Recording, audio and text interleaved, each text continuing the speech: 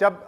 तहरीक इंसाफ की हुकूमत को हटाया गया, वोट ऑफ नो कॉन्फिडेंस आया, तो उस वक्त ये बताया गया कि मुल्क जो है वो माशी बहरान से गुजर रहा है, अगर इस हुकूमत को नहीं हटाया तो मुल्क तबाह हो जाएगा। लेकिन अब चंद रोज पहले खुर्रम दस्तगीर साहब का जो बयान था, जिसमें वो कहते हैं कि हमने मुश्किल हालात में हुकूमत इसलिए संभाली क्योंकि साल के आखिर में बड़ी तब्दीलियां होनी थी, जिसके बाद हमें डिस्क्वालीफाई किया जाता, हम जेलों में जाते और फिर इमरान खान साहब 15 साल तक जो है वो रूल करते रहते। इस पर कल इमरान खान ने भी एक इंटरव्यू में रद्द-ए-अमल दिया। उन्होंने कहा है कि मैं तो पहले दिन से कह रहा था ये एनआरओ मांग रहे हैं और मुझे हटा भी इसलिए रहे क्योंकि मैं एनआरओ इनको नहीं दे रहा, अब मैं हट गया हूं तो इनको एनआरओ मिल जाएगा। तो कह रहे हैं कि खुर्रम दस्तगीर के मुंह से सच निकल गया है कि मईशत की वजह से नहीं हटाया गया, इस खौफ से हटाया गया है कि मेरी हुकूमत में इनके केसेस प्रूव होंगे और ये जेलों में जाएंगे।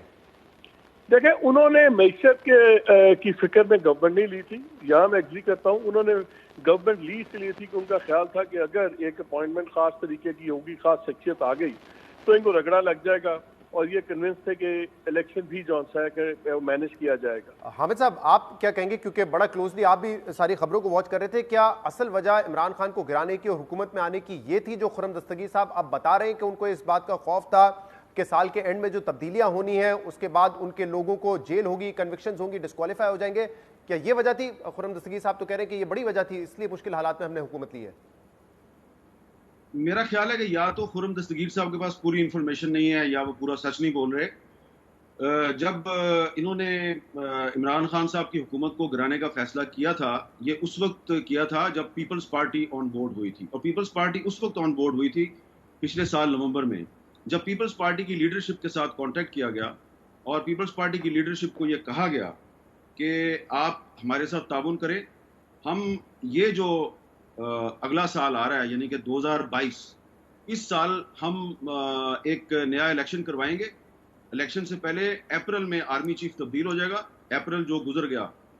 और एक और टर्म इमरान खान को मिलेगी, उसके बाद अगली टर्म जो है वो आपकी पार्टी को मिलेगी, और ये तकरीबन 20 साल का मंसूबा था। उस पर पीपल्स पार्टी के कान खड़े हुए और उन्होंने इंगेज किया इनको, और फिर उन्होंने जब सारी इंफॉर्मेशन उनके पास आई तो वो इंफॉर्मेशन ये थी कि अप्रैल 2022 में नए आर्मी चीफ की तकर्री के बाद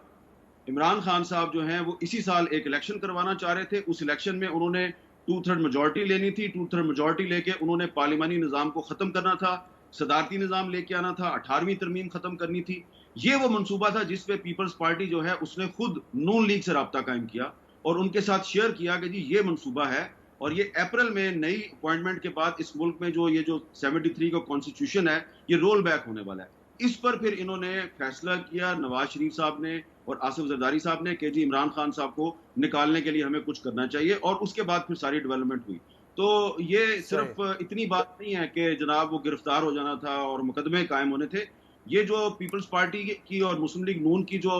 कोलैबोरेशन हुई थी, ये दरअसल 1973 के कॉन्स्टिट्यूशन को बचाने के लिए हुई थी और सदारती निज़ाम का रास्ता रोकने के लिए हुई थी। और जो अपॉइंटमेंट है नए आर्मी चीफ की, ये 15 अप्रैल 2022 से पहले होनी थी।